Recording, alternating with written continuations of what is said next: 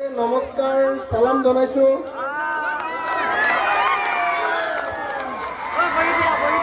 শ্ৰদ্ধেয় ৰাইজ, 26 অক্টোবৰ তাৰিখৰ পৰা ঘৰলৈ যোৱা নাই, সদায় মিটিঙে কৰি আছো। কেতিয়াবা সদিয়াত মিটিং কৰিছো, কেতিয়াবা ধুবুৰীত মিটিং কৰিছো, কেতিয়াবা বৰাকত হাইলাকান্দিত মিটিং কৰিছো, কেতিয়াবা কাৰ্বি আংলং ডিফুত মিটিং কৰিছো, কেতিয়াবা নগাঁৱত মিটিং কৰিছো, কেতিয়াবা শিৱসাগৰত মিটিং কৰিছো। মোৰ মিটিং বিলাকৰ এটাই উদ্দেশ্য, 2026 চনত হিমন্ত বিশ্ব শৰ্মাৰ নেতৃত্বাধীন বিজেপি চৰকাৰখনক ভাল হ'বনে বেয়া হ'ব? ভাল হ'বনে বেয়া হ'ব? আমি বিজেপিক ব্ৰহ্মপুত্ৰত দলিয়াই পেলাব লাগেনে নাই? লাগেনে নাই? মই সকলো ৰাইজকে অনুৰোধ কৰিছো যে আমি বিজেপিক 2026 যিকোনো প্ৰকাৰে ব্ৰহ্মপুত্ৰত দলিয়াই পেলাব লাগিবই।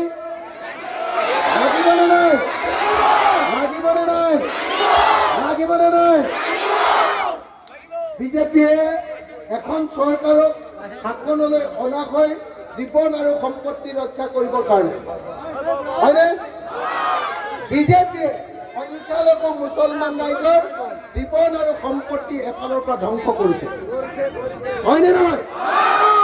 আজি সংখ্যালঘু মুছলমান ল'ৰা এজন টুপি পিন্ধি, দাড়ি লগাই, লুঙি পিন্ধি হিঙৰ পৰা বা এই অঞ্চলৰ আপোনালোকৰ এডোখৰত কি কয় হৰচলা,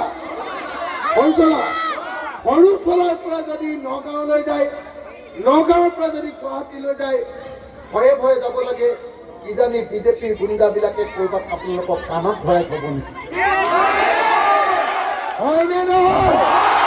হয়নে? আৰু হিমন্ত বিশ্ব শৰ্মা চৰকাৰ অহাৰ পাছত অসমৰ সংখ্যালঘু মানুহ ৰাস্তাৰ কাম কৰিবলৈ যাওঁতে কৰে, বিল্ডিঙৰ কাম কৰিবলৈ যাওঁতে কৰে, ইটা ভাটাত কাম কৰিবলৈ যাওঁতে কৰে, খেতি কৰিবলৈ যাওঁতে কৰে, তাতে কাণত ধৰাই তেওঁলোকে ভিডিঅ' কৰি টিভিত উলিয়াই দিয়ে আৰু টিভিত উলিয়াই দি মানুহৰ গোটেই ইজ্জত নাইকিয়া কৰি পেলায়। কৰে নে নকৰে? কৰে নে নকৰে? কৰে। অৰ্থাৎ বিজেপিৰ দিনত অসমৰ সংখ্যালঘু ৰাইজৰ জীৱনৰ নিৰাপত্তা নাই, হয়নে নহয়? বিজেপিৰ দিনত অসমৰ সংখ্যালঘু ৰাইজৰ জীৱনৰ কোনো নিৰাপত্তা নাই, হয়নে নহয়? হয়নে? গতিকে আমি লাগিবনে নাই? যদি নদীত ঘৰ ভাঙে, নদীয়ে যদি ঘৰ ভাঙে, তেতিয়াহ'লে তেওঁ যদি চৰকাৰী মাটি এটুকুৰাত যায়, লগে লগে হিমন্ত বিশ্ব শৰ্মাৰ বুলডোজাৰ ৰাখি তেওঁৰ ঘৰটো ভাঙি পেলাই নে নাই? তেনেকুৱা হাজাৰ হাজাৰ সংখ্যালঘু ৰাইজৰ ঘৰ ভাঙি পেলাইছে হিমন্ত, পেলাইছেনে? কাজিৰঙাত তেনেকে যেতিয়া ঘৰ ভাঙিবলৈ গৈছিলে, আপোনালোকৰ মনত আছেনে নাই?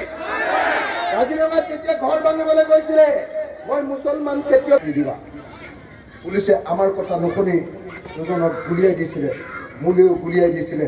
মোক ৰাইজে যেনে তেনে বচালে, মই বহুদিন জেলত থাকিলোঁ।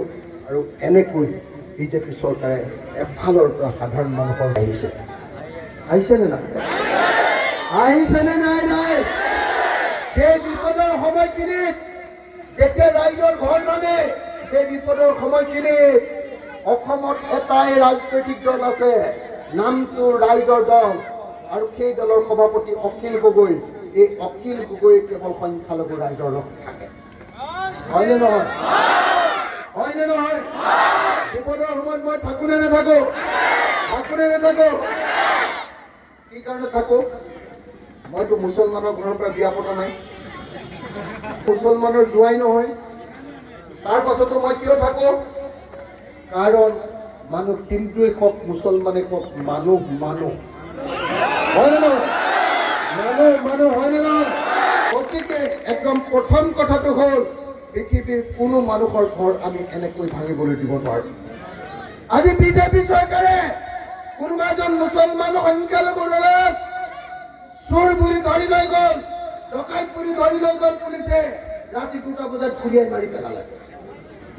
মানেনে নামানে আৰু এনেকৈ ভুৱা এনকাউণ্টাৰ কৰি ইমান যে সংখ্যালঘু ৰাইজৰ তেজেৰে এই অসমখন ৰাঙলী কৰি পেলাইছে এই বিজেপি চৰকাৰে হয়নে নহয় গতিকে এই বিজেপি চৰকাৰক যিদিনালৈকে ব্ৰহ্মপুত্ৰত দলিয়াই পেলোৱা নহ'ব তেতিয়ালৈকে সংখ্যালঘু ৰাইজ ক্ষান্ত হ'ব নেকি ক্ষান্ত হ'ব নেকি আমি বিজেপিক ব্ৰহ্মপুত্ৰত দলিয়াই পেলাব লাগিব আৰু সংখ্যালঘু ৰাইজৰ যিসকল বন্ধু সকলোকে লগত লৈ একেলগতে অকলে নহয় মই অখিল গগৈও নোৱাৰোঁ অকলে হয়নে নহয় কংগ্ৰেছেও অকলে নোৱাৰে হয়নে নহয় আৰু মইতো অলপ পাৰিলেও কংগ্ৰেছে নোৱাৰে মই বিধানসভাত অকলে হিমন্ত বিশ্ব শৰ্মাক পানী খুৱাই দিওঁ হয়নে নহয় হয়নে নহয় কিন্তু কংগ্ৰেছৰ 26জন MLA জিকি গৈছে ভিজা মেকুৰীৰ নিচিনাকে বহি থাকে